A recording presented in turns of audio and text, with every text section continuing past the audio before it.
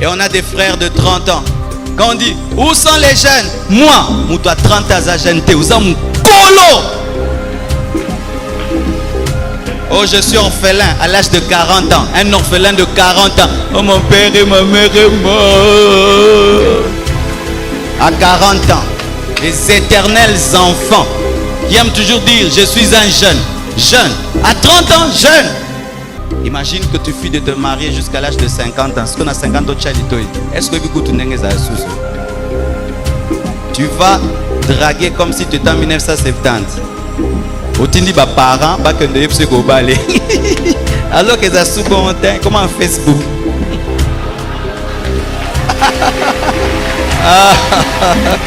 Regarde ma vieille méthode. N'aime pas un travail qui t'empêche de faire autre chose. Pourquoi? Parce qu'un jour tu pourras te lasser de ce que tu fais, mais tu n'auras rien bâti après. Pour voir plus de vidéos chrétiennes en exclusivité, tapez www.casarema.fr. Je ne saurais combien coûtait le prix payé pour m'empêcher. Jamais je ne saurais combien coûtait le prix payé pour m'empêcher. Imaginez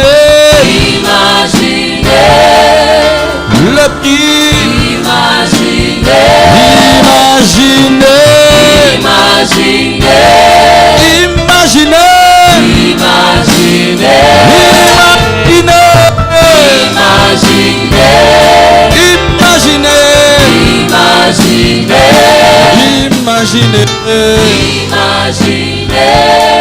Imaginez.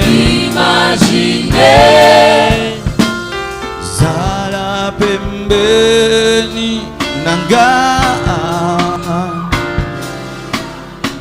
Zala pembeni nanga. Yesu, Yesu, zala pembeni. Zala pembeni nanga. Zala pembeni nanga. Zala pembeni nanga. Yesu, zala pembeni nanga. Pembeni nanga. Pembeni nanga. Utuna moi Yesu zala pembeni nanga. Utuna moi zala pembeni nanga. Jamais je ne saurais. Jamais je ne saurais. Jamais je ne saurais. Jamais je ne saurais. Jamais je ne saurais. Jamais je ne saurais. Seigneur Dieu de gloire, je te confie cette convention.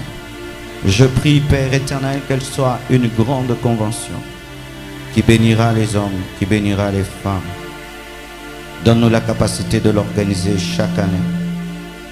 Qu'elle puisse affecter, impacter les hommes dans le monde entier. Qu'elle puisse révolutionner les hommes, révolutionner les femmes. Je prie que ton onction soit sur chaque orateur, sur chaque intervenant, sur toute personne qui se tiendra sur cette estrade pour parler de ta part. Je prie que ta vie soit communiquée.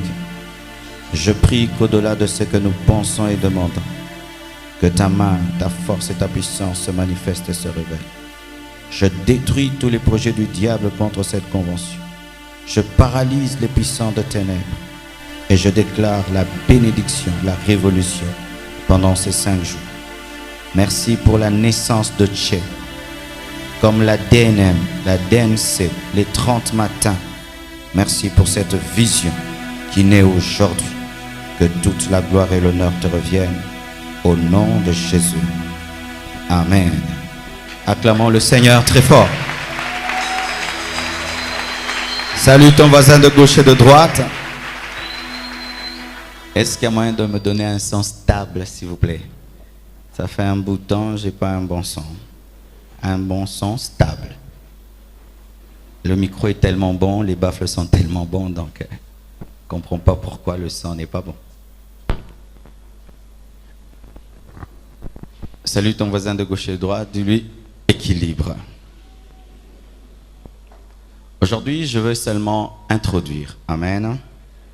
Aujourd'hui, je veux seulement vous mettre l'eau à la bouche et c'est à partir de demain jusqu'au vendredi que nous allons entrer en profondeur.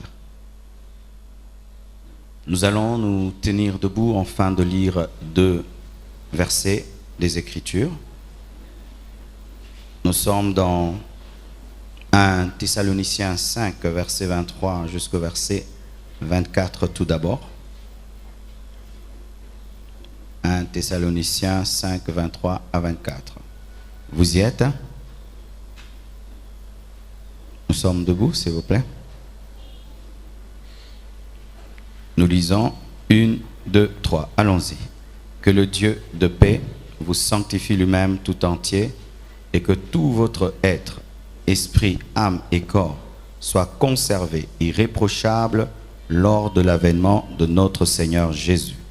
Celui qui vous a appelé est fidèle et c'est lui qui le fera. Nous prenons un deuxième passage, Matthieu 5, 43 à 48. Matthieu 5, 43 à 48. Vous y êtes? Matthieu 5, 43 à 48. Nous lisons 1, 2, 3. Allons-y. Vous avez appris qu'il a été dit: tu aimeras ton prochain et tu haïras ton ennemi. Mais moi je vous dis, aimez vos ennemis, bénissez ceux qui vous maudissent et faites du bien à ceux qui vous haïssent. Et priez pour que ceux qui vous maltraitent et qui vous persécutent, afin que vous soyez fils de votre Père qui est dans les cieux. Car il a fait lever son soleil sur les méchants et sur les bons. Il fait pleuvoir sur les justes et sur les injustes. Si vous aimez ceux qui vous aiment, quelle récompense méritez-vous? Les publicains n'agissent-ils pas de même?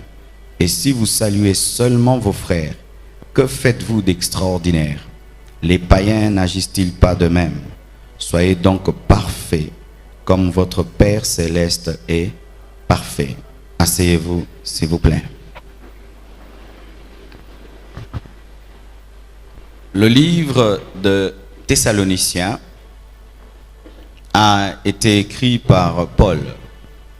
Paul qui était un des plus grands apôtres de Jésus et qui était aussi un homme très très intelligent.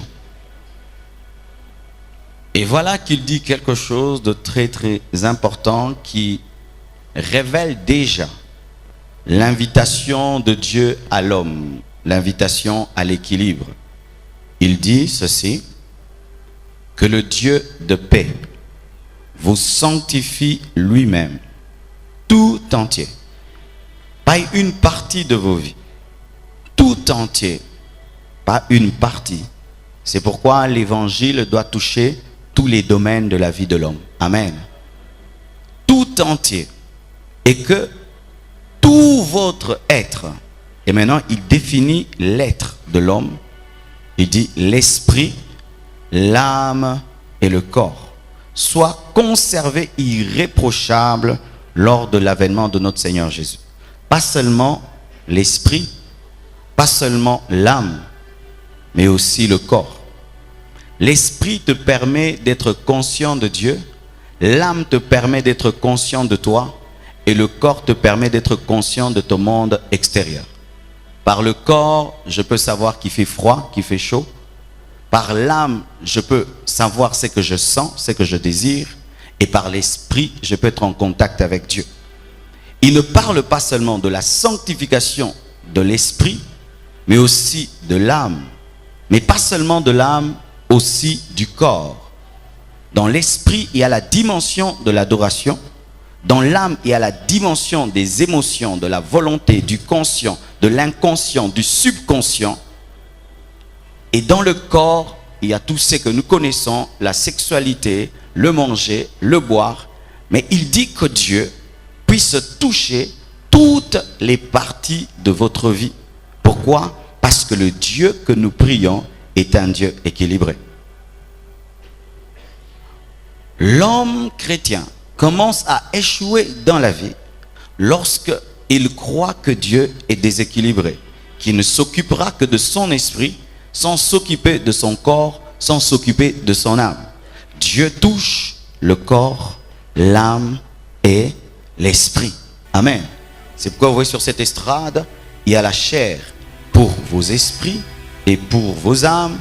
Mais on a mis aussi des machines de sport qui ne s'occupent pas directement de l'esprit, mais qui s'occupent du corps. Mais quand ton corps est en bonne santé, ton esprit aussi va très très bien. Alléluia. Et c'est bizarre que dans une église, on puisse mettre des machines de sport. Lorsque nous étions dans cette église-là, il n'y avait que des photos de Jésus à la croix, de Jésus qui sort du tombeau. Dans l'église, tout était concentré sur l'esprit. Et lorsque nous sommes sortis de ces églises, nous sommes venus dans l'église de réveil, on nous parle de l'esprit, on nous parle aussi de l'intellect, management, mais on parle rarement du sport. Ce qui fait que même pendant cette convention, on va vous parler comment est-ce que vous allez vous occuper de vos corps. Parce que Paul dit que le Dieu de paix vous sanctifie tout entier, esprit, âme et corps. Donc quand tu fais le sport, tu es spirituel, tu es biblique. Et quand tu ne fais pas du sport, tu ne sanctifies pas tout ton corps. Parce que tu permets à la maladie d'entrer dans ton corps. Ce n'est pas seulement l'impudicité qui ne doit pas entrer dans le corps de l'homme. C'est aussi les toxines qui ne doivent pas entrer dans ton corps. Les microbes. Amen. Hein? Et le sport est là pour t'aider. Et j'aime toujours dire que Jésus-Christ était un grand sportif parce qu'il faisait le marathon, la marche à pied. Écoutez à présent. Dieu, dans sa pensée équilibriste, d'équilibre, parle du corps, de l'âme et de l'esprit. Et dans Matthieu, Jésus-Christ enseignant l'amour dit ceci. Vous avez appris qu'il vous a été dit, tu aimeras ton prochain et tu haïras ton ennemi. Un déséquilibre. Mais moi je vous dis, aimez vos ennemis, bénissez ceux qui vous maudissent, faites du bien à ceux qui vous haïssent, priez pour ceux qui vous maltraitent et vous persécutent, afin que vous soyez fils de votre Père qui est dans les cieux. Pourquoi? Car lui, votre Père, est équilibré dans son amour. Il fait lever son soleil sur les méchants et sur les bons. Lorsqu'il pleut, le champ du juste est arrosé et le champ du méchant est arrosé aussi, parce qu'il est équilibré. Son amour n'est pas déséquilibré, où il fait pleuvoir seulement sur le champ du juste et ne le fait pas sur le champ de l'injuste. Mais il répand sa pluie sur ses amis et sur ses ennemis. Et il dit, si vous aimez ceux qui vous aiment, quelle récompense méritez-vous? Les publicains n'agissent-ils pas de même? Et si vous saluez seulement vos frères, que faites-vous d'extraordinaire? C'est-à-dire, un homme déséquilibré n'est pas extraordinaire. C'est l'homme équilibré qui est extraordinaire. Je répète, un homme déséquilibré n'est pas extraordinaire. Mais un homme équilibré est extraordinaire. Lorsque tu aimes ceux qui t'aiment, ce n'est pas extraordinaire. Mais lorsque tu aimes celui qui t'aime, mais tu aimes aussi celui qui ne t'aime pas, tu es équilibré et tu deviens directement extraordinaire. Amen. Maintenant, la Bible dit, si vous saluez seulement vos frères, que faites-vous d'extraordinaire? Les païens n'agissent-ils pas de même? Soyez donc parfaits. L'équilibre, c'est la perfection. Soyez donc parfaits, comme votre Père Céleste est parfait. Lorsque Dieu parle de la perfection, il veut parler de l'équilibre. Il veut parler de sa capacité d'aimer et les bonnes et mauvaises personnes. C'est-à-dire son amour est en équilibre Il aime celui qui croit en lui et il aime celui qui ne croit pas en lui. Alléluia. Soyez donc parfaits comme votre Père céleste. 2 invitations à l'équilibre. J'ai beaucoup aimé le discours de Papa Bissoudi parce qu'il a donné l'une des définitions que je vais vous apporter sur l'équilibre. Qu'est-ce que donc l'équilibre? Si Dieu nous invite à l'équilibre et si c'est extraordinaire d'être un homme équilibré, qu'est-ce que l'équilibre? Tché veut dire convention des hommes équilibrés. Qu'est-ce que l'équilibre? Voici. L'équilibre est un état de repos résultant de l'action des forces qui s'annulent. Je répète. L'équilibre est un état de repos résultant de l'action des forces qui s'annulent. Ça, c'est en physique. Lorsque mon micro est en équilibre, il n'y a pas une partie qui va à gauche et l'autre qui monte. Le fait qu'il y a autant de poids à gauche et à droite, mettons 10 kilos à gauche et 10 kilos à droite, automatiquement le micro va rester au repos. Pourquoi? Il y a la même force de deux côtés. Et cela enseigne spirituellement ceci, que l'homme équilibré est au repos. Là où il y a l'équilibre, il y a le repos. Papa, si tu sens dans ta vie, tu n'as pas le repos, il y a un déséquilibre quelque part. Les hommes équilibrés se reposent. Même s'ils travaillent beaucoup, ils ont la paix. Le manque de paix est un signe qu'il y a un déséquilibre. Et Mike Murdock dit ceci. La douleur n'est pas ton ennemi, mais la douleur est le signe que tu as un ennemi. Je répète. La douleur n'est pas ton ennemi, mais la douleur est un signe que tu as un ennemi.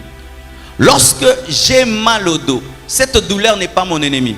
Mais le mot de dos peut me révéler que je dors sur un mauvais lit qui est mon ennemi. Le manque de paix est le signe qu'il y a un déséquilibre. Le manque de repos. Lorsque papa tu vas dormir, mais malgré que tu dors, tu continues à penser et à réfléchir jusqu'au matin, c'est une preuve qu'il y a un déséquilibre. Lorsque même Dieu te bénit, mais tu ne sais pas jouir de ta bénédiction, c'est le signe qu'il y a un déséquilibre. Là où il y a l'équilibre, il y a le repos, il y a la stabilité. Une autre définition.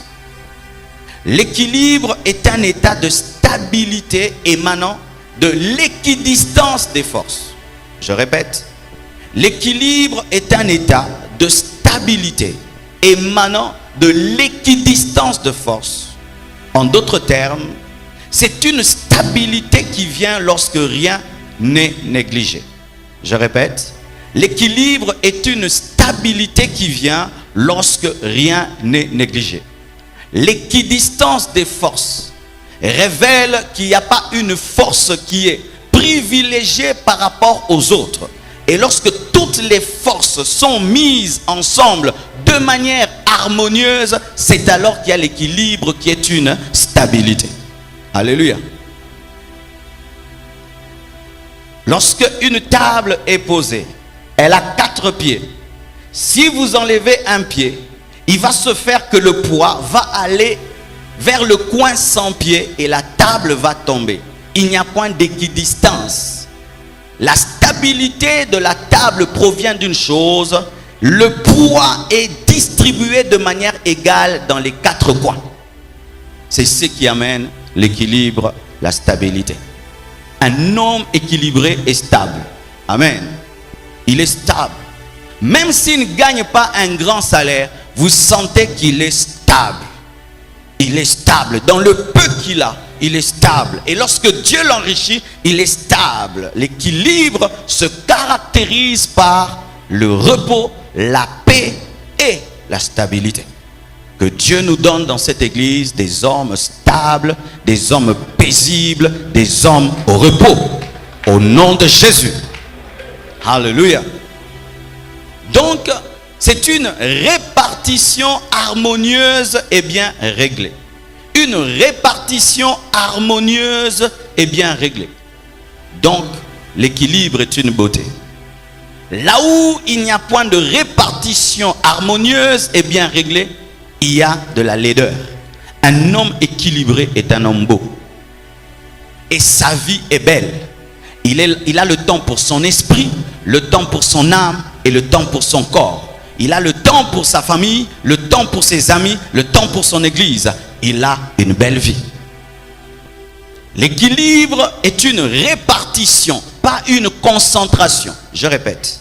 L'équilibre n'est pas une concentration. Un homme équilibré ne se concentre pas seulement dans un domaine de sa vie, mais il répartit son énergie dans plusieurs domaines au même moment, mais il arrive à les contrôler au même moment. C'est ça, être un homme équilibré. Un homme équilibré peut faire 10 choses dans la vie et il réussit dans ces 10 choses au même moment. Mais un homme concentré ne fait qu'une chose, et la plupart des temps, les gens qui ne font qu'une seule chose échouent dans les autres domaines qu'ils ne font pas. Un jour, on pose la question à un acteur de film, je tais son nom, on lui dit comment tu as réussi? Il a dit c'est parce que j'ai négligé ma famille, j'ai négligé mes amis, c'est pourquoi j'ai réussi. Ah bon? Il dit oui, parce que mon travail m'empêche de m'occuper de quoi que ce soit. Il dit même je n'arrive pas à me marier. Pourquoi? Parce que mon travail me prend tout le temps. Il a réussi, mais il est déséquilibré. En soi, il a échoué. Le jour qu'il mourra, il n'aura pas d'héritier parce qu'il n'a pas eu le temps de se marier. N'aime pas un travail qui ne te donne pas le temps pour faire d'autres travaux. N'aime pas un travail qui t'empêche de faire autre chose. Pourquoi? Parce qu'un jour tu pourras te lasser de ce que tu fais, mais tu n'auras rien bâti après. Une autre chose, l'équilibre est un état de calme et de sérénité. Un homme équilibré, tu peux même le sentir sur sa chaise, il est posé. Mais un homme déséquilibré, il se gratte, il touche, il bouge, il change de position, il regarde à gauche, à droite. C'est déjà un problème psychologique et spirituel. L'une des choses que Dieu m'a apprises dans sa présence, c'est d'être serein. Ainsi, je peux regarder quelqu'un, je dis c'est un bébé spirituel. Comment tu sais? Ce n'est pas une parole de connaissance. Sa manière seulement. Il n'est pas calme dans la présence de Dieu. C'est ainsi que vous voyez, les gens qui sont dans le bouddhisme apprennent une certaine sérénité, un certain calme. Mais je vous dis que le véritable calme se trouve en Dieu et la véritable sérénité est en Dieu, pas dans le yoga. Tu n'as pas besoin de faire le vide de ta pensée pour être serein, mais tu as besoin de remplir ta pensée de la parole de Dieu et tu seras serein. Alléluia. Une autre chose. L'équilibre est un ordre total dans le corps. Amen. Quand on étudiait, on nous disait qu'il faut avoir un esprit sain dans un corps sain. C'était ce qu'on nous disait pour faire le sport. Des fois, on refusait de faire le sport. On voulait étudier, distinguer. Et des fois, les prêtres nous disaient non, allez jouer au foot. On dit pourquoi? Je dois étudier. Non, il te faut un esprit sain dans un corps sain. Si ton corps est sain, ton esprit sera sain. C'est pourquoi même le jeûne permet à ce que l'esprit soit sain, parce que le jeûne purifie le corps, et quand le corps est pur, l'esprit est davantage pur. Certains aliments que nous mangeons sont remplis de toxines, certaines viandes sont remplies de toxines. Et lorsque tu manges ces viandes, ton corps doit les combattre. Et pendant que ton corps les combat, tu es distrait sans le savoir, parce que tu as un combat que tu ignores. Quand tu manges une mauvaise nourriture, ton corps doit combattre ce que tu as mangé, mais toi tu as d'autres choses à faire. Qu'est-ce qui se passe? Tu es distrait sans le savoir. Alors que tu te tiens devant Dieu avec ton corps pour prier, mais ton corps est en train de combattre la mauvaise nourriture que tu as mangée. Alléluia. L'équilibre, c'est un ordre total dans le corps, l'âme et l'esprit. C'est un ordre total dans sa vie. C'est pourquoi un homme équilibré a un agenda. Vous tous qui n'avez pas d'agenda, vous êtes désordonnés et vous êtes déséquilibrés. Et chers bien-aimés chrétiens, l'agenda ne nous est pas donné pour écrire les prédications, mais pour écrire les programmes. Mais beaucoup d'hommes n'ont pas d'agenda. Alors qu'aujourd'hui, il y a même des téléphones avec des agendas. Il y a des hommes qui vivent sans programme. Tu feras qu'aujourd'hui, je ferai. Tu iras où? J'irai. Bonne année, bonne année. Année ya nini? Ya elonga, ya makasi penza. Même la Coupe du Monde a un agenda. Mais toi qui es plus que la Coupe du Monde, tu n'as pas d'agenda. Tu es en demi-finale ou en quart de finale dans ta vie.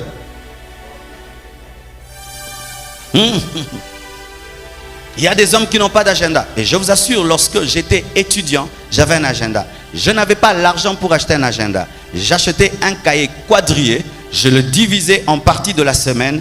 Et j'ai créé un agenda. J'écrivais mes programmes. À 6 heures, je prie. À 7 heures, je suis à l'école. Après l'école, je dors. Après l'école, je vais à l'église. Après l'église, je rentre, j'étudie. Après, je prie à 4 heures. À 4 heures, j'avais ça depuis que j'étais enfant. Un homme sans programme est un homme déséquilibré parce que tu ne peux tout retenir avec ta tête, mais Dieu t'a donné la science pour dominer la nature. Et dominer la nature, c'est aussi avoir un programme. Le papier est fait sur base de quoi? Du bois. Donc l'homme qui a un agenda domine la nature parce qu'il permet à la nature de lui rappeler ce qu'il devait faire. Ainsi, quand je ne peux pas capter tout ce que je veux, je peux l'écrire sur le bois, sur un papier, ou je peux l'écrire dans un ordinateur ou dans un téléphone. Un homme organisé a un réveil qui l'aide lorsqu'il sait qu'il peut dormir toute la nuit, enfin qu'il se réveille pour prier ou pour réfléchir. Un homme équilibré a un bureau. Et s'il n'a pas un bureau, il a un lieu où il réfléchit. Sous un arbre, dans un coin de la maison, il a un bureau ou un endroit, un lieu. En attendant d'avoir un bureau, crée un bureau, même sur ton lit, tu t'assieds au même endroit toujours afin de réfléchir. Mais si tu n'as pas un endroit pour réfléchir et tu n'as pas d'agenda, tu es désordonné et je suis sûr que tu es en train d'échouer. Je n'ai pas besoin de prophétie, tu es en train d'échouer. Un homme qui n'a pas un lieu de réflexion et qui n'a pas un programme, un agenda, échouera certainement. Achetez des agendas, même si l'année a commencé. Commence un agenda qui commence au mois de juin, de juillet. Programme, juillet, août, septembre, octobre, novembre. Prier ne nous empêche pas d'avoir des programmes. Alléluia. Si déjà les églises qui sont le lieu de spiritualité ont des programmes, de conventions, de séminaires, qui sont préétablis une année en avance, 2 ans, à combien plus forte raison chaque chrétien de l'église? Mais quand l'église devient l'association des hommes désordonnés, l'église échoue aussi. Mais quand ça devient l'association des hommes organisés, équilibrés, l'église est équilibrée. Car en soi, l'église, ce n'est pas ce bâtiment, l'église, c'est vous.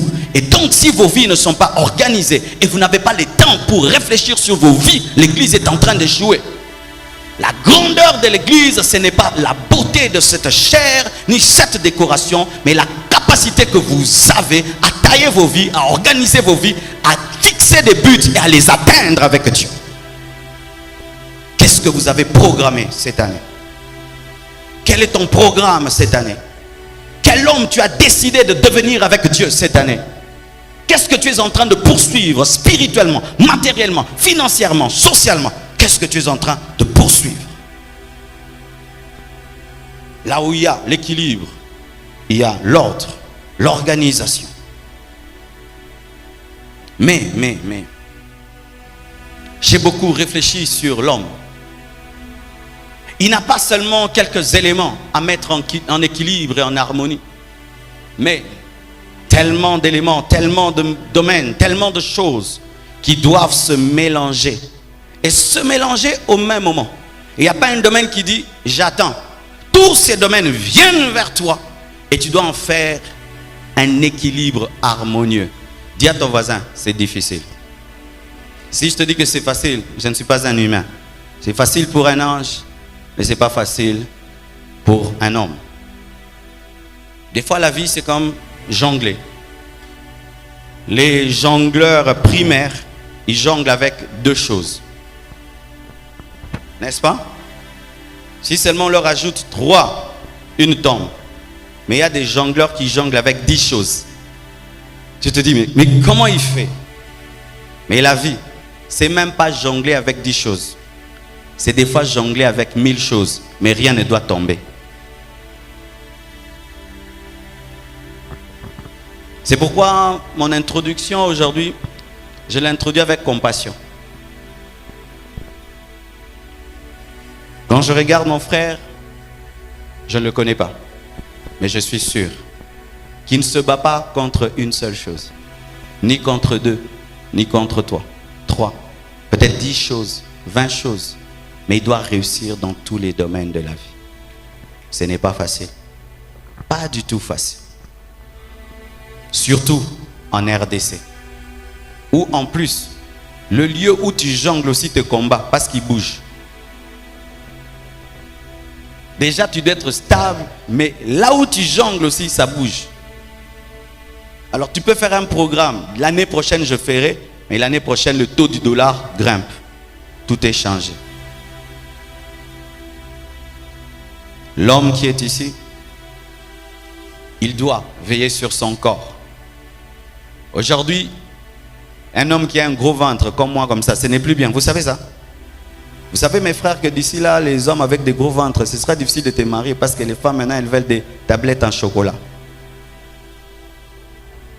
Mais avant, si un homme a un gros ventre, ah, Saoudi, mais non, mais qu'il est gros, lui. Alors imaginez un jeune célibataire de 19 ans qui a de l'embonpoint. Il doit perdre du poids. C'est pas facile. Faire un régime, monter sur ses appareils tous les jours. Mais il ne doit pas seulement se marier. Il doit étudier. Donc il doit trouver l'argent. Il ne doit pas seulement trouver l'argent, il doit aussi réussir. Et réussir veut dire se concentrer, réfléchir. Il doit prendre soin de son âme, prendre soin de son équilibre spirituel, faire du sport, se nourrir, sa sexualité. Un homme désire une femme normalement après 2 jours. C'est comme ça que fonctionne un homme normal. C'est vrai qu'il y a des gens qui ont un libido très élevé. Ils en ont besoin tous les jours. Mais d'autres, ils ont un libido très bas, 1 fois par semaine.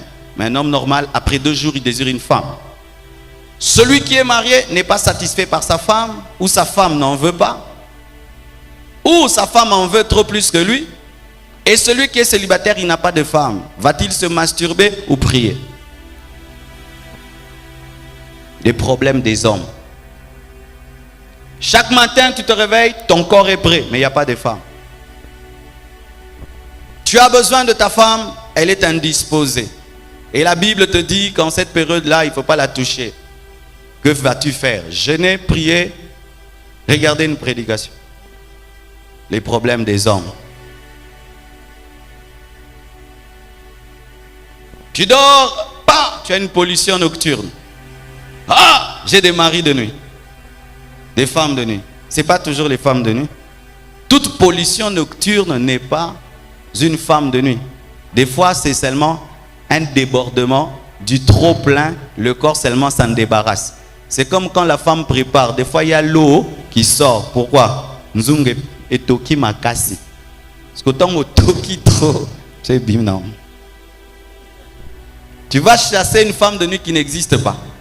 Il y a femme de nuit lorsque toutes les nuits ça revient, ça revient, ça revient. Là, il y a une femme de nuit. Mais si des fois ça t'arrive, pour vous qui êtes célibataire et qui ne faites rien, des fois ça arrive. Oui, parce que nous, l'église aussi, on met tout sur le dos des démons alors que certaines choses sont biologiques. Oui. Et comme Amoli Mobaye, Achebe. Naza Moli Mobaye. C'est une convention d'hommes. Amen. On va plus enseigner que prêcher. Amen. Hein? Maman, faites comme si vous n'êtes pas là. Hein? Vous écoutez seulement.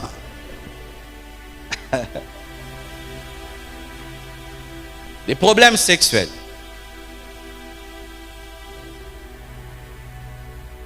Tu veux ceci, mais ta femme ne peut pas te le donner.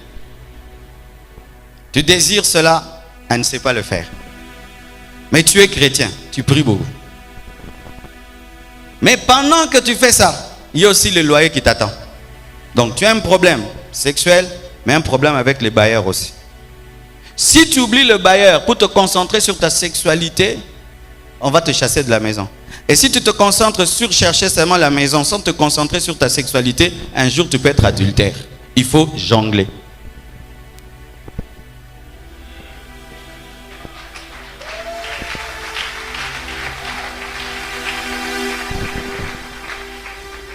Il faut que tu t'occupes de ta santé. Il arrive 2 fois dans la maison. Les enfants demandent, La femme demande, la famille demande, mais toi-même tu es malade aussi. Et des fois tu veux dire, vous n'avez même pas pitié de moi, je suis malade. Mais même s'ils ont pitié de toi, ils reviendront naturellement vers le malade. Parce que c'est le malade qui a la solution. Car Moïse, même s'il est bègue, c'est lui qui divise en deux la mer Rouge.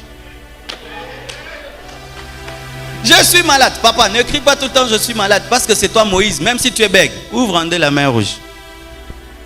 C'est ainsi que tu vois un père. Il est sur le lit de l'hôpital, mais c'est lui qui signe des chèques. Et des fois, il a des blessures intérieures. Ne sois pas blessé. Dieu t'a créé homme. Règle les problèmes. Une autre chose. Il faudrait à la fois que tu puisses t'occuper de ta santé, te cultiver. Pourquoi? Le monde est en train de changer. Pour tous ceux qui ont étudié il y a de cela 10 ans, 20 ans à l'Unilou et tout le reste, si vous ne vous adaptez pas, le monde a changé. Tu risques de paraître comme si tu n'as jamais étudié avec ces ordinateurs. Je connais des papas très intelligents, mais si tu l'approches devant un ordinateur, il fouille. Mais il y a un petit qui n'a même pas étudié, qui maîtrise tout. J'ai vu un président de la République, on lui montre une souris, il regarde la souris, il dit pourquoi même ça s'appelle la souris? Parce que ça même... Pourquoi on appelle même la souris? Et maintenant imagine papa, tu t'es battu toute ta vie, tu as distingué, et aujourd'hui tu es un grand licencié, mais face aux nouvelles technologies, tu es déphasé. Tu ne sais même pas entrer sur le net. Tu ne sais même pas ouvrir une boîte. Tu ne sais même pas. Mais tu as un diplôme. Les jeunes qui sont en train de venir aujourd'hui dans les entreprises maîtrisent la science plus que toi. Et tu as étudié en français, pas en anglais. Eux, ils ont étudié en anglais. Et tu sens que ton travail est en insécurité. Que vas-tu faire?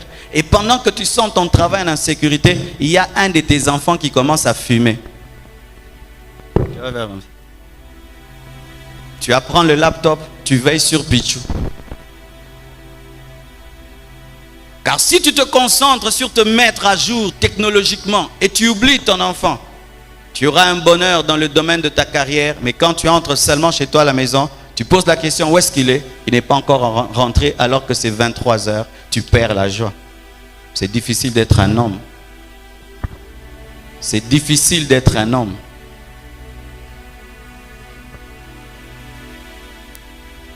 Il faut s'informer. Il faut être à la pointe. Il faut t'instruire. Et il faut malgré tout ça être heureux. Pourquoi? Car si papa n'est pas heureux dans la maison, tout le monde est triste. Donc malgré tout ce que tu vis au boulot, tout ce que tu vis dans la vie, toi, tu dois toujours être heureux alors que tu es rempli de stress. Tu dois sourire. Parce que les enfants ne peuvent pas comprendre et la femme ne peut pas comprendre un homme qui est triste alors que cet homme, il est en train de penser au futur. Si je meurs, est-ce que mes enfants vont manger? Si je meurs, est-ce que mes enfants vont étudier? Si je meurs, où est-ce qu'ils vont habiter? Mais il doit faire semblant d'être heureux alors qu'il se soucie du futur de ses enfants. Il doit aussi s'occuper de sa spiritualité. Il doit prier, il doit jeûner, il doit chercher l'argent. Mais quand il arrive à l'église, le pasteur lui dit, un homme doit se réveiller à 4 heures du matin. Il dit, mais pasteur ne sait pas que moi j'étais rentré à 1 heure. À la fois, le pasteur t'exige des choses, Dieu t'exige des choses, ta femme t'exige, tes enfants t'exigent, ta belle famille t'exige, ton frère t'exige. Et certains hommes craquent. Ils n'en peuvent plus. C'est trop d'objets à jongler. Mais c'est ça la vie. C'est pourquoi quand les bébés naissent, ils crient, ils pleurent. Si un enfant rit, c'est un aventurier. Un enfant sérieux, surtout un garçon, il doit beaucoup pleurer quand il naît. Il doit travailler la Bible. Il doit avoir le temps de lire la Bible, mais aussi le temps de faire les devoirs de ses enfants. Surtout nous là. J'ai amené mes enfants étudier dans une école en anglais. Donc leurs devoirs sont en anglais. Et mais moi je ne maîtrise pas l'anglais. Quand le professeur ne vient pas à la maison, donc Buna en anglais. This, no, Dad, no. It's not here because.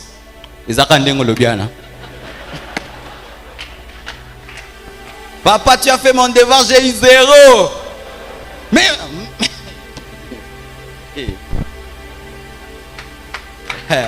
Moi, je connais l'anglais de la Bible. The blood of Jesus, the faith, the miracle, the grace of God, the angel of Lord.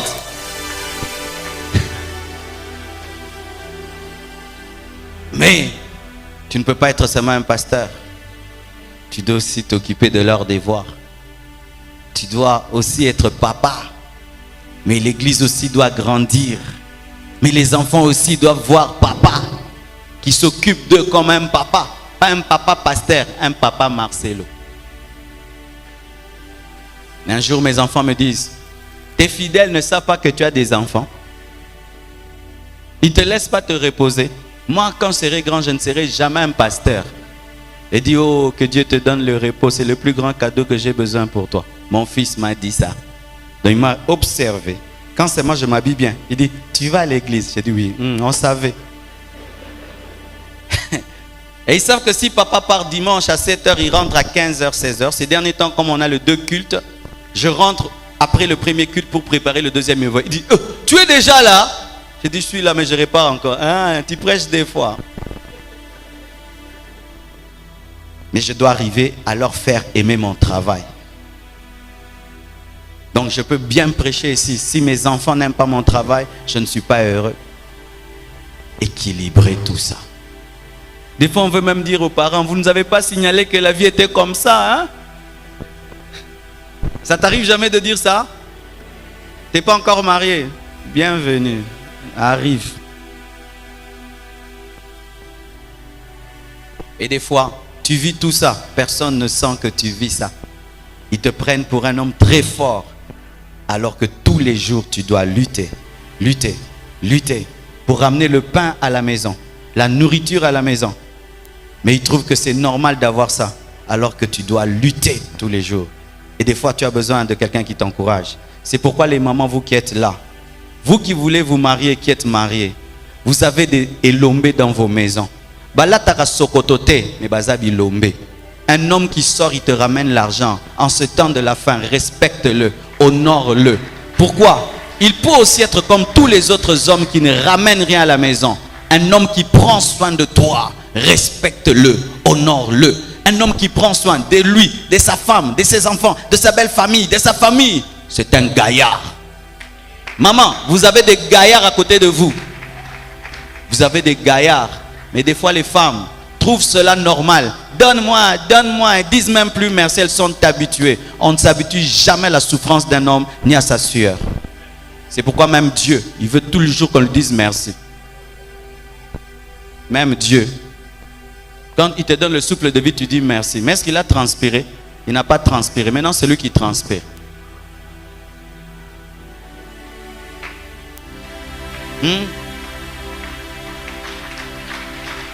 Tous les jours, merci Seigneur, je suis vivant. Mais il n'a pas transpiré pour que tu aies le souffle de vie. Mais un homme qui sort, il transporte des choses.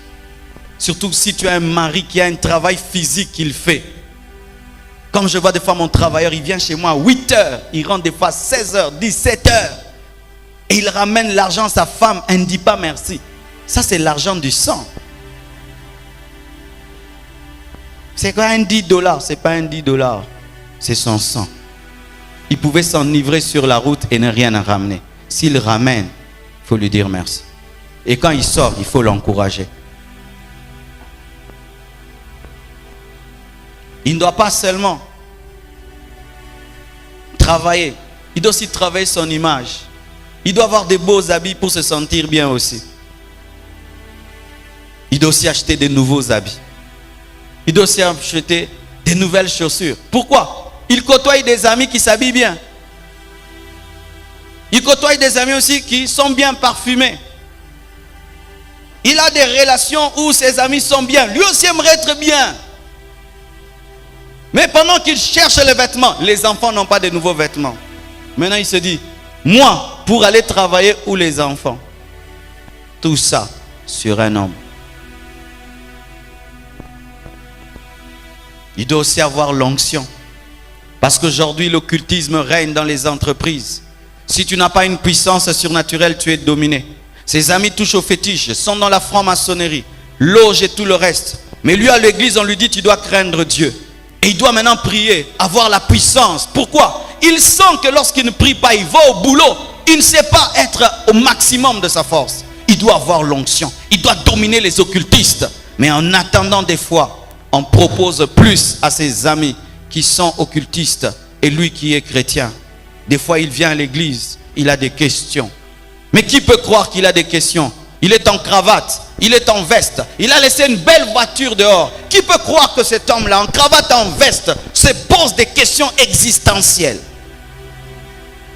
Et quand le culte prend fin, les gens lui demandent, donne-moi 5 $, donne-moi 10 $, alors que lui, il a des pires questions dans sa tête. C'est pourquoi les hommes s'attachent aux hommes qui peuvent percer le secret de leur cœur et les traiter comme des hommes.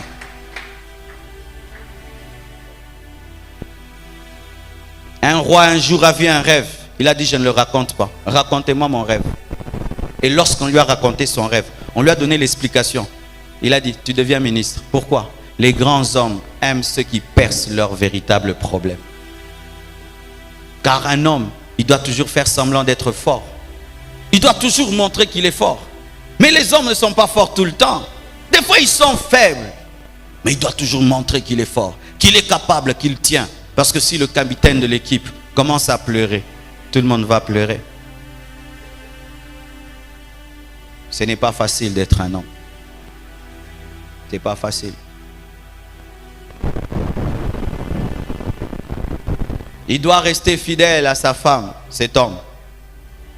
Lorsqu'il a rencontré sa femme, elle était mince, elle était jolie, et il a beaucoup aimé.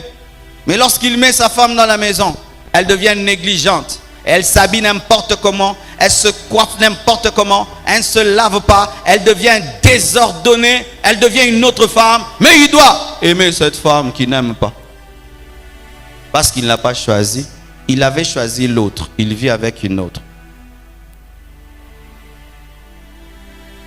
Mais il doit rester fidèle à cette femme. Il doit craindre Dieu jusqu'à la fin de sa vie, même s'il sait que cette femme l'a escroqué.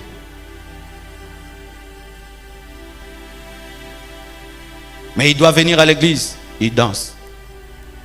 Quand il regarde sa femme, makanse kimye. Oh yesunga. Namswakmo akufate nzambe bomete. Basi abongonde bakufate. Akundo. Tiko sambela ramas na akufa. Oh kufa vai.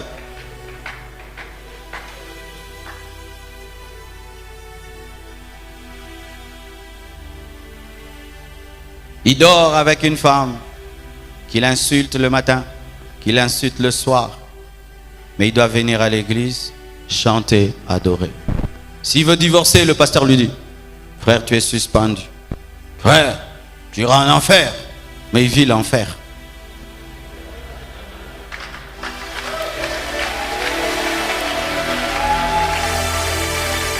Des vrais problèmes d'hommes. Des vrais problèmes d'hommes. Un jour, le diable apparaît à un homme. Et l'homme le regarde calmement. Il dit, oh, toi, tu n'as pas peur de moi? Il dit, pourquoi j'aurais peur de toi? Il dit, non, partout je pars, on crie Jésus, on crie. Toi, tu cries, Pédé. Ben, mais parce que je suis de la famille. Comment tu es de la famille? Mais j'ai épousé ta petite sœur.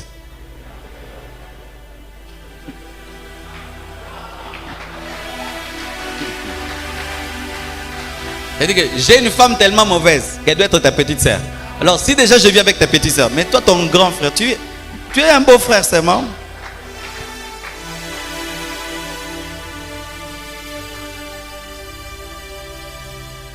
Mais il doit sortir, travailler, ramener l'argent pour cette femme. Et quand il ramène, cette femme l'insulte, mais il doit la nourrir encore. Un tel homme, un tel homme. Comment peut-il faire pour être concentré dans son travail? Comment peut-il faire pour être saint et pur? Comment peut-il faire? On parlera des choses, de ces choses-là dans ce séminaire. Comment arriver à l'équilibre alors que tu as une pierre dans tes chaussures? Il doit poursuivre sa carrière.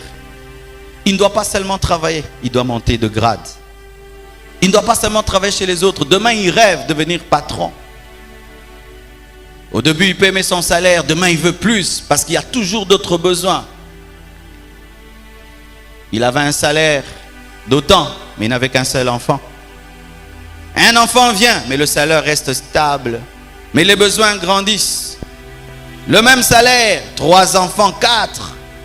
Comment arriver maintenant à gérer une maison alors que tu as le même salaire, mais les dépenses s'augmentent? Comment le faire? Comment le faire? Et s'il a un ministère, c'est pire. Bien-aimés, souvent, vous qui travaillez dans telle et telle entreprise, quand vous nous voyez, nous, les pasteurs, venir ici et prêcher, des fois, vous ne comprenez pas la difficulté de notre travail. Des fois, vous ne comprenez pas. Je dois être professeur. Là, je donne un cours, hein, n'est-ce pas? Je donne un cours. Je dois être psychologue, n'est-ce pas que je fais la psychologie maintenant? Je dois être sociologue, n'est-ce pas? Je dois être anthropologue, n'est-ce pas? Mais je dois aussi chasser les démons. Le professeur qui te donne cours, même s'il ne vit pas son cours, tu iras toujours suivre son cours. Mais le pasteur, s'il ne vit pas ce qu'il te prêche, tu ne vas plus aller à son cours. Nous avons l'un des métiers les plus difficiles. Lorsque tu entres dans un taxi, tu ne poses jamais la question au taximan, est-ce que tu t'entends avec ta femme? Mais si l'homme de Dieu divorce, on cesse d'entrer dans son taxi.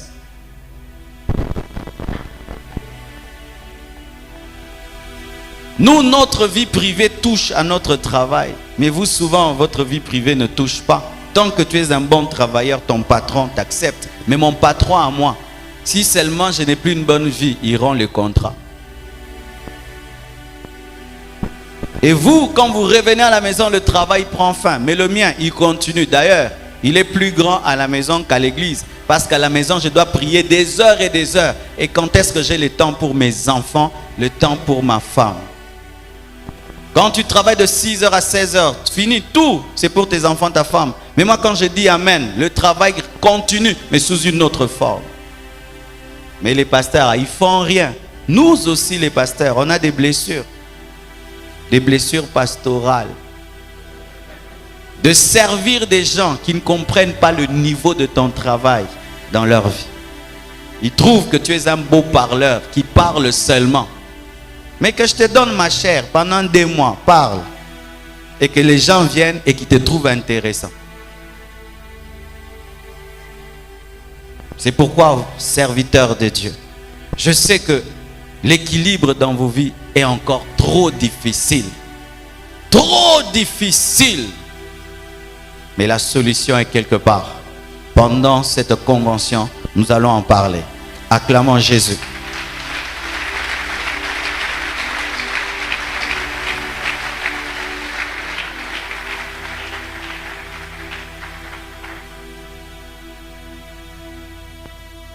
Déjà, un homme normal a trop de choses à jongler. Mais quand il est polygame, les boules s'ajoutent. Car déjà, gérer une femme, c'est dur. Mais gérer 2 femmes, 3 femmes, payer 3 loyers, payer les études des enfants, de la première, de la deuxième, de la troisième, acheter une voiture à la première, à la deuxième, à la troisième. Elles sont toujours en compétition. Tu lui as acheté ça, moi aussi, et l'autre moi aussi. Tous les polygames qui sont ici, vraiment vous êtes malades. Vous êtes malades. Et les frères qui ont 3 fiancés. 3 fiancés, mais il est étudiant. Ici Cabello, ici les unités, ici Aldar. Quand est-ce que tu vas commencer une entreprise? Les polygames sont malades. Ils doivent gérer 2 femmes, 2 foyers, 2 belles familles.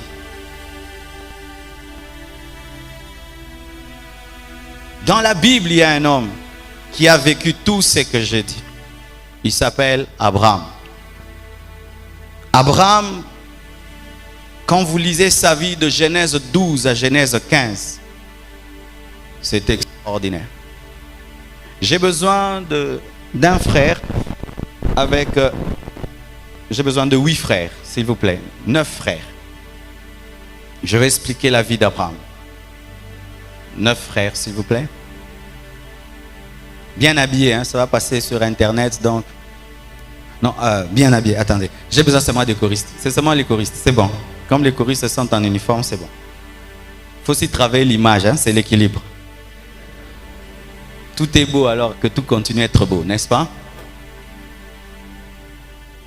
Vous qui êtes en noir, soyez au milieu. Regardez l'église. Une partie à droite, une autre partie à gauche. Oui. Vous là-bas, vous restez là. C'est bon. Tenez ses mains. Tenez-vous les mains puis tenez ses mains. Je vais vous expliquer la vie d'Abraham. Abraham, Dieu l'appelle, n'est-ce pas? Quand Dieu l'appelle, il ne sort pas seul, il sort avec sa femme. Mais sa femme est stérile, elle n'a pas d'enfant. Et il ne sort pas seulement avec sa femme, il sort avec Lot. Amen.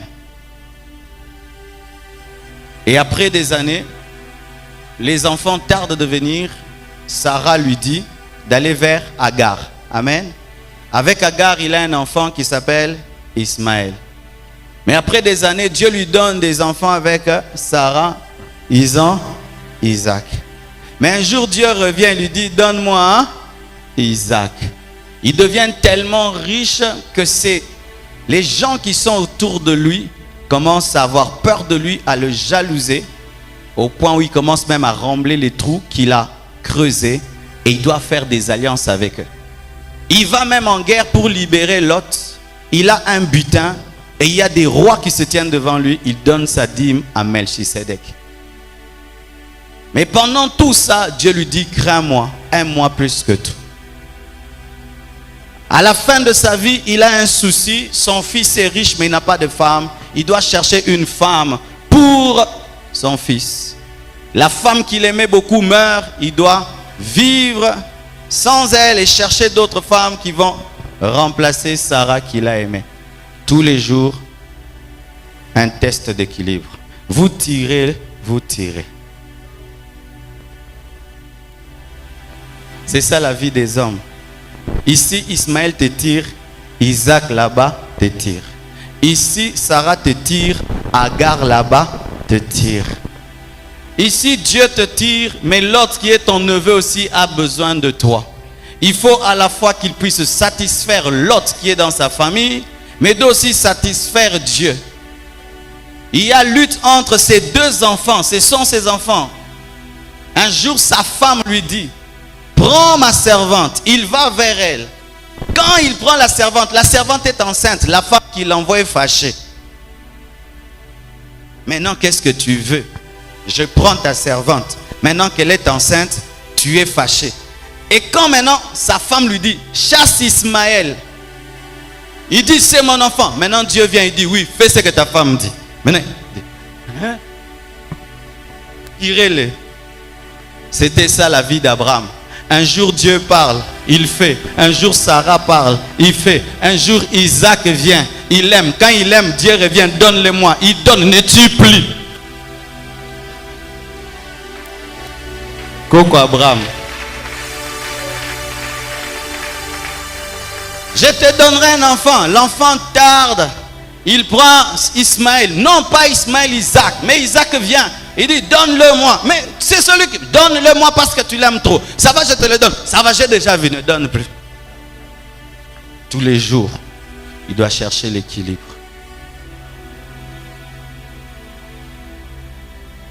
Il y a des Abraham ici. Il y a des Abraham ici. Qui ont épousé une belle femme. Qui est belle même dans sa vieillesse. Au point où il doit mentir que c'est sa soeur. Il devait gérer aussi une femme qui reste toujours belle. Tu 60 ans à OPS.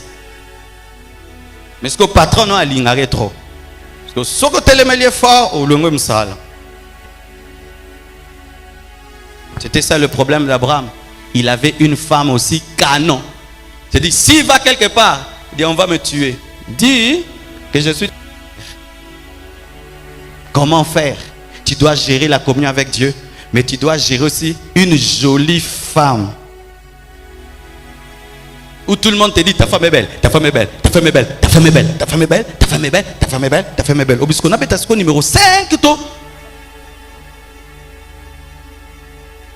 C'est pourquoi il y a des frères qui ont dit, je n'épouserai jamais une belle femme. Non, épouse-la, mais sois une clôture. Je n'épouserai jamais une belle femme. Tu n'auras pas aussi des beaux enfants.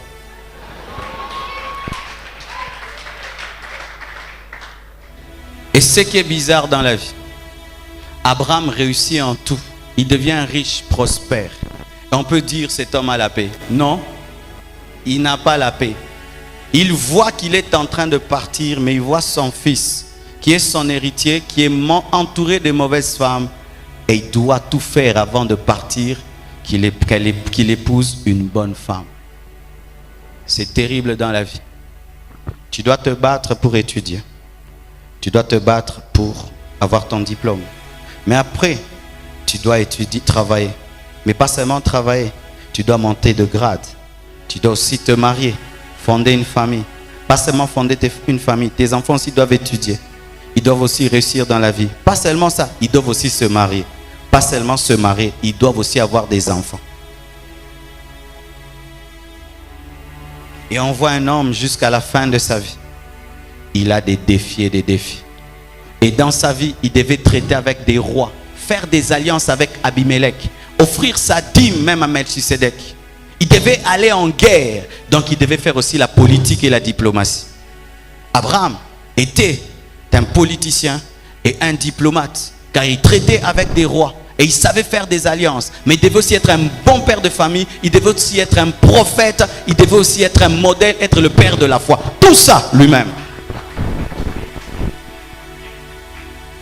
Et maintenant, il y a des hommes, quand ils voient ça,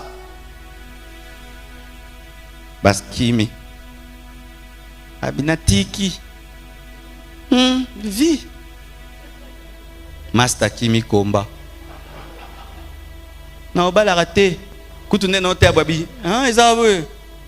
Non, ba la raté. Il fuit. Il commence à s'enivrer pour fuir cette vie qu'il voit. Il devient drogué. Il dort jusqu'à 12 heures. Il a peur de se réveiller. D'autres ont peur de grandir, comme des jeunes frères. Ils ont peur de grandir.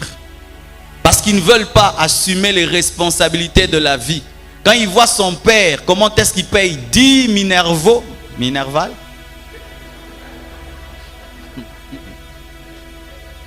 Il doit payer aussi le loyer. Il doit aussi payer les soins médicaux. Il dit, ah, non. Moi, je ne veux pas grandir. Et on a des frères de 30 ans. Quand on dit, où sont les jeunes? Moi, je suis 30 ans à jeune. Oh, je suis orphelin à l'âge de 40 ans. Un orphelin de 40 ans. Oh, mon père et ma mère est mort. À 40 ans, les éternels enfants qui aiment toujours dire, je suis un jeune. Jeune. À 30 ans, jeune. Jésus avait ton âge quand il a bouleversé le monde. Mais jusqu'aujourd'hui, tu dis que tu es jeune. Tu es jeune si tu as 17 ans. Une fois que tu as 18 ans, tu es majeur. Vous êtes colo. Regarde ton voisin, vous êtes colo. Peut-être mandé fondé zangyo. Na mungongo munen.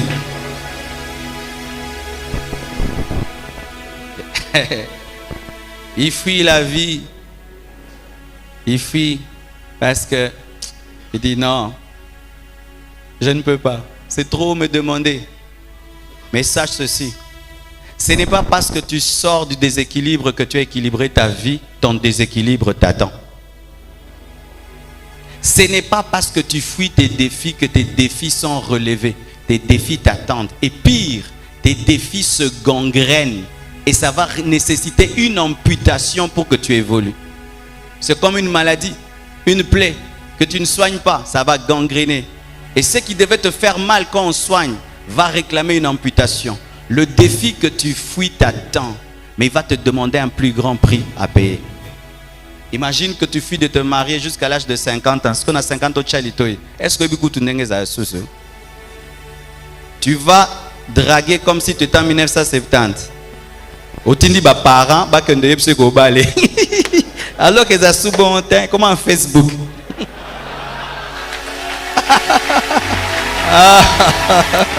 Il y a une vieille méthode. Il y a une fleur. Avec des poèmes. Et ça sous bon temps. Basera me ko ba nga sous poème. Est-ce que vous nga sous poème?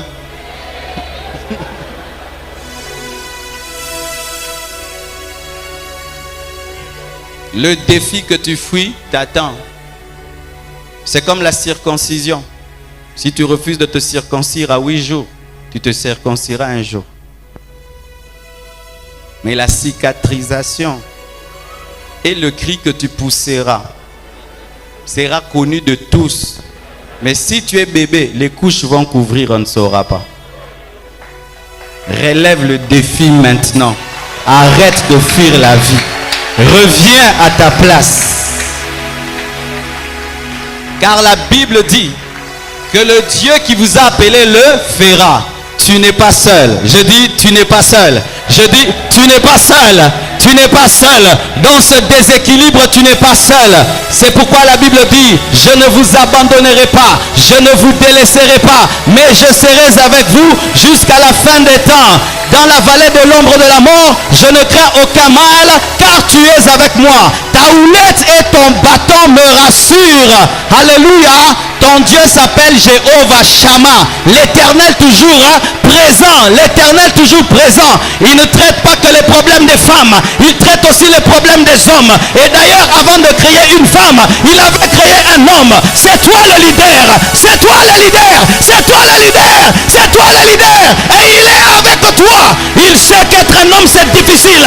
Il sait qu'être un homme ce n'est pas facile. Il sait parce que c'est lui qui t'a créé homme. Il sait que tu n'es pas une femme. Que c'est toi qui dois payer la dot. C'est toi qui dois payer la maison.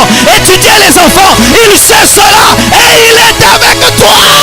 N'abandonne pas. Ne fuis pas tes défis. Bats-toi. Combat. Lutte. Mais sache que Dieu est avec toi.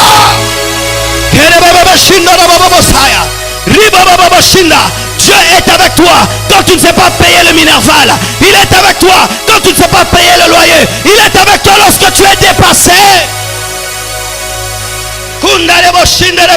Lorsque tu dois étudier, papa ne peut plus payer le minerval. Mais tu as un rêve de devenir un grand professeur. Dieu est avec toi. Lorsque tu aimes femme, mais tu n'as pas l'argent pour la doter, Dieu est avec toi. Il sait que tu l'aimes. Il sait que tu veux l'honorer. Il est avec toi. C'est ainsi que la Bible dit ceci. Lorsque Sarah a dit à Abraham, chasse cette femme et son enfant, parce qu'ils ne peuvent hériter avec mon fils.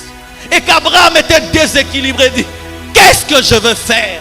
Dieu, tu veux ça, ma femme veut ça, Ismaël veut ça, Isaac veut ça, Agar veut ça. Qu'est-ce que je veux faire? Dieu est intervenu. Il lui a dit, Abraham, fais ce que Sarah te dit. Je bénirai Ismaël, mais c'est Isaac qui héritera de toi. Dieu est venu par la sagesse, par la révélation, par la prophétie, afin de guider le leader. Dieu ne t'abandonnera pas. Dieu ne t'abandonnera pas. Dieu ne t'abandonnera pas. Je sais que c'est dur, mais je sais aussi que la grandeur du combat élève le niveau de la récompense. La grandeur du combat élève le niveau de la récompense. Quand tes enfants seront licenciés, ce sera ton honneur. Lorsque ta femme sera une grande femme, ce sera ton honneur. Lorsqu'on te citera dans votre famille disant, c'était un homme équilibré, ce sera un honneur. Ne lâche pas. Continue à te battre. Et si même des fois, tu es emporté par un domaine de ta vie, plus que les autres, apprends à dire non, j'ai négligé. Ces derniers temps, j'ai négligé ma famille. Ces derniers temps, j'ai négligé ma spiritualité. Tu rentres, tu équilibres. Et quand tu es trop dans ta spiritualité, tu remarques, j'ai négligé mon travail. Tu équilibres. C'est ça la beauté de la vie. C'est ça les piments de la vie. Je prêche et puis je fais sortir ma femme au restaurant. Quand je rentre, Jésus dit tu pries, je prie aussi. Quand je finis de prier, mes enfants viennent. Ah, je danse avec eux. Quand je finis avec eux, je vais méditer la Bible. Et yangoka ilengia vie. Mai oe ningana te benda microbe.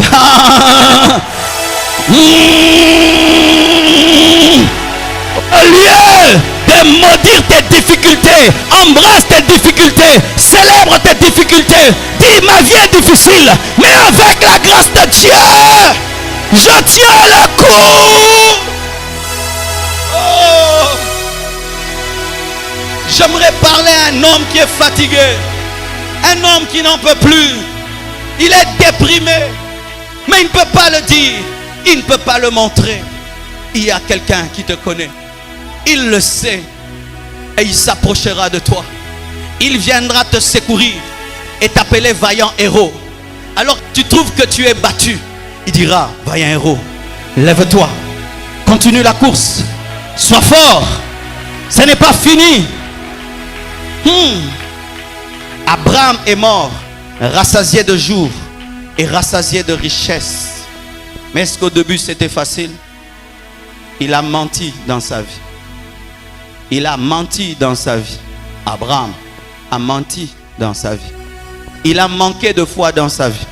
Il est allé avec Agar, il a engendré Ismaël. Mais ses erreurs ne l'ont pas empêché d'atteindre sa destinée. Il est devenu le père d'une multitude, une source de bénédiction pour les hommes entiers. Tu as commis une erreur dans ta vie, c'est Ismaël. Mais Ismaël n'empêchera pas la naissance d'Isaac si tu te ressaisis et tu continues. Tu as menti sur ta femme, mais Dieu peut te la rendre si tu reconnais que tu as menti parce que tu avais eu peur. Le secret d'Abraham, c'était un homme repentant. Il m'a dit, mais c'était ta femme, pourquoi tu nous as dit c'est ta soeur? Il savait reconnaître ses erreurs. Une autre chose, il entendait Dieu. Quand Dieu lui disait, fais, il fait. Ne fais pas, il ne fait pas. C'était un homme obéissant. Chers hommes, vos destinées sont difficiles. Et un homme qui a une destinée aussi difficile doit collaborer avec quelqu'un qui est plus fort que lui. Moi, vraiment, sans Dieu, je ne supporterai pas ma vie. Elle est trop dure. En montant sur cette estrade, j'étais malade. Depuis le matin, j'étais malade. Mais je devais prêcher. Est-ce que je vais venir vous expliquer que je suis malade? Je ne peux pas dire, il doit me guérir. Et il m'a guéri. Mais si je veux vivre cette vie seule, je vais commencer à m'enivrer comme les autres pasteurs. Je vais commencer à m'enivrer avant de prêcher pour supporter la pression. Alors buvez le Saint-Esprit. Ce souci les kio, fongo li penza, robinet à prière, omeli molimo. Ribro bobo sa, dede bobo. Je n'ai plus de soucis. Ribre baba, yanda daba shaka. Mais chérie, on n'a pas payé le loyer. On va payer comment? On va payer. Drogue-toi au Saint-Esprit, à la parole de Dieu. Car l'homme qui est drogué, même s'il dit qu'il y a un grand trou, il dit Taliboulou, mon cœur. Tu peux être costaud. Il te regarde. Non, béto. Non, béto. Si les autres se droguent, s'enivrent pour supporter le stress de leur vie, ne faites pas cela. La drogue n'est pas la solution. Les diazépams ne sont pas la solution. Les somnifères ne sont pas la solution. C'est avoir une communion avec Dieu. Ayez le Dieu d'Abraham, le Dieu d'Isaac, le Dieu de Jacob. Je ne dis pas que jamais dans ta vie tu vas pleurer parce que tu es un homme. Jésus a pleuré dans sa vie parce que son ami était mort. Quand tu craques, cher papa, si tu ne peux pas montrer tes larmes à tout le monde, va dans le coin de ta chambre, pleure devant celui qui est plus grand que toi. Dis-lui, Seigneur, comment je vais nourrir ces enfants? Seigneur, je suis l'aîné de ma famille. Comment je vais terminer mes études?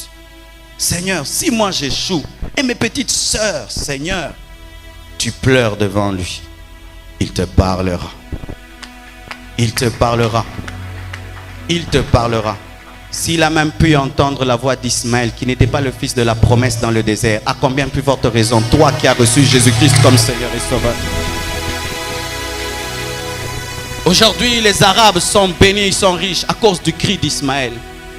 Mais alors toi, qui as cru en Jésus, bien-aimé papa, quand je regarde un homme qui ne prie pas, j'ai pitié de lui. Je me dis seulement, comment il arrive à supporter la pression? Comment il arrive? Il n'arrive pas. Il craque quelque part.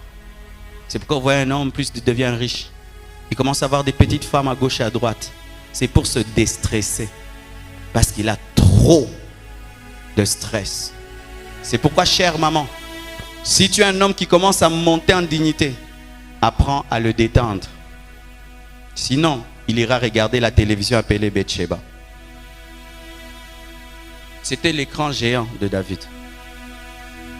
Il a dormi, il ne trouve pas la paix. Il a dit, Natalata, journal en Mboka. Qu'est-ce qui se passe? Il regarde, ah, il y a un mauvais film. Bathsheba. Apprenez à détendre vos maris quand ils deviennent grands, quand ils deviennent puissants. Car les hommes ne voient que leur grandeur. Mais la grandeur, c'est quoi? C'est la tempête. Plus un arbre monte, plus il connaît des violentes tempêtes. C'est pourquoi nous invitons les femmes aussi dans cette convention. Afin que vous sachiez avec qui vous êtes mariés, à des grands hommes qui ont besoin des grandes femmes. Que Dieu vous bénisse abondamment. Prions le Seigneur. Tenons-nous debout. Prions le Seigneur. Et j'invite devant tous les hommes qui ont besoin ce soir de Dieu. Tu as besoin de Dieu ce soir? Viens devant. Il t'attend. Il sait que tu as des grands défis. Il sait que tu as une grande destinée. Il sait que seul tu ne peux pas y arriver. Approche s'il te plaît. Approchez s'il vous plaît.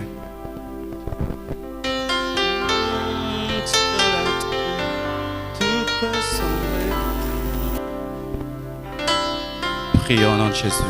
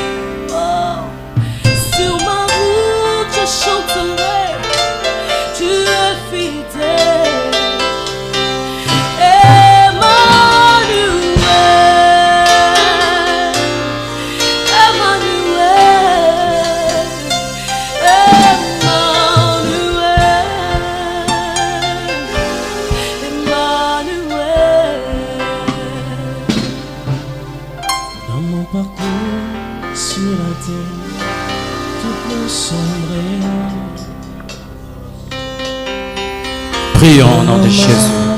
Pour le ciel, tout peut sombrer. Sur la terre, mais des doutes sur ma route. Et sur ma route, je chanterai.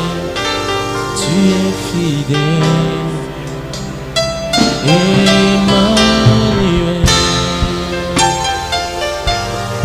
Emmanuel. Dis-lui que tu as besoin qu'il t'aide.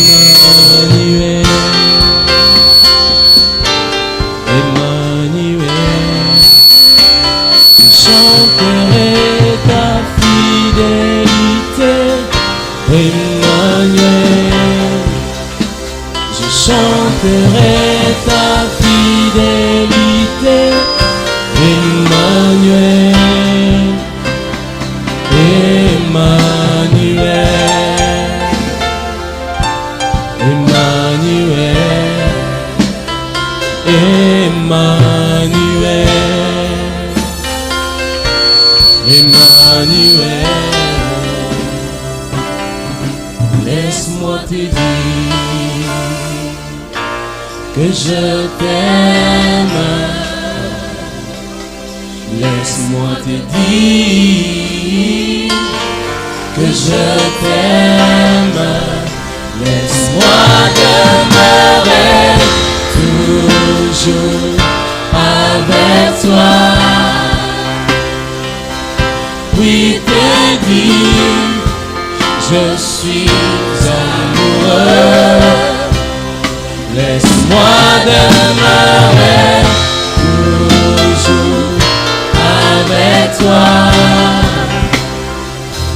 Oui, te dire, où irai-je loin de toi? Laisse-moi demeurer toujours avec toi. Oui, te dire, que ferais-je sans toi? Et souffle les vents, et souffle les vents sur ma route, que se lèvent les tempêtes. Sur ma route, je sais que tu es fidèle. Moi je sais que tu es fidèle. Je sais que tu es fidèle. Moi je sais que tu es fidèle. Au petit comme maïté. Maïe bio kozala nanga. Okobwa comme maïté. Okobwa comme maïté. Yoko salananga. Yokoti comme maïté. Yokoti comme maïté. Elio ebio kosalananga. Yokobwa comme maïté. Yokobwa comme maïté. Yoko salananga. Tikangai tikangai. Tikangai na umela. Nabo salisi na yo. Motema na maero ba. Motema na maero ba. Nalinga kayo e. Nalinga kayo. Tikangai tikangai. Tikangai na umela. Nabo salisi na yo. Motema na maero ba. Motema na maero ba. Nalinga kayo e. Nalinga kayo. Que souffle les vents, que souffle les vents sur ma route, que se lèvent les tempêtes sur ma route, que souffle les vents, que souffle les vents sur ma route, que se lèvent les tempêtes sur ma route. Je sais que tu es fidèle. Je sais que tu es fidèle. Moi je sais que tu es fidèle. Je sais que tu es fidèle. Moi je sais que tu es fidèle. Okoti kangaite. Maebyo kosala nanga. Okobwa kangaite yawe. Okobwa kangaite. Yoko sala nanga. Tikangai tikangai yawe. Tikangai na umela. Nabo salisi na yo. Motema nanga eroba. Motema nanga eroba. Nalinga kayo e. Nalinga kayo.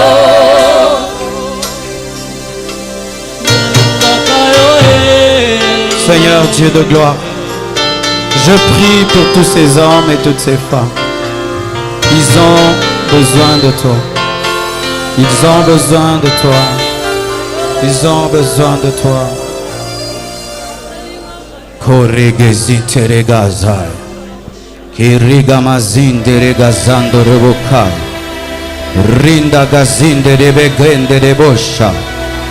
Zinda ragamazinte rebegende rebosa. Ginda ragande gerebe zinde rebe genda rabazinda. Uragabazinte rebe gende rebe shinde reboza. Raganda ragamazinta rabakande reboza. Ikarabaganda rabazinde rebe gende rebe zinde rebe gaya. Yaganda ragamazinde rebe gende rebe zinda rabagaya. Yagaragabagarabazaya mazinde. Iganda ragabazinte rebo. Yaganda ragabazagarabakonda ribagai. Iganda ragadaga zinde ribo.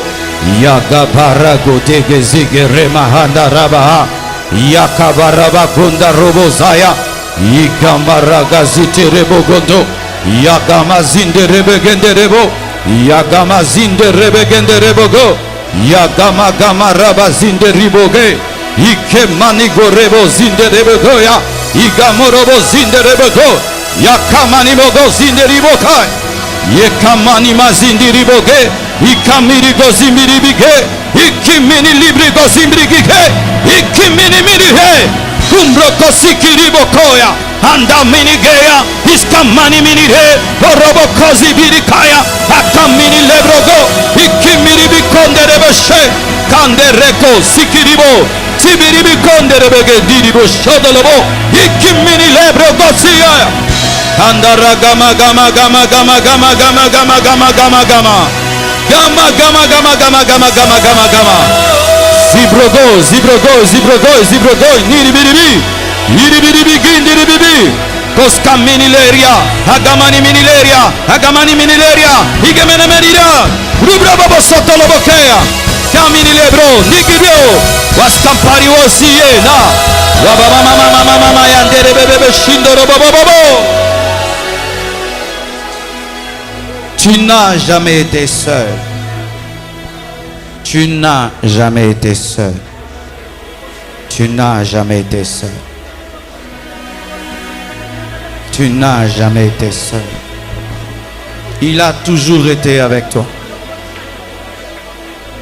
Remarque quand tu es au bout, une porte s'ouvre. Quand tu veux craquer, une autre porte s'ouvre. Ça a toujours été la main visible de Dieu dans ta vie. Ne lâche pas. Ne craque pas. Continue. Attache-toi à Dieu. Attache-toi à Dieu. Ta destinée est grande. Mais c'est Dieu qui t'a donné cette destinée. Que le Dieu d'Abraham se révèle à toi. Au nom de Jésus. Amen. Que Dieu vous bénisse abondamment.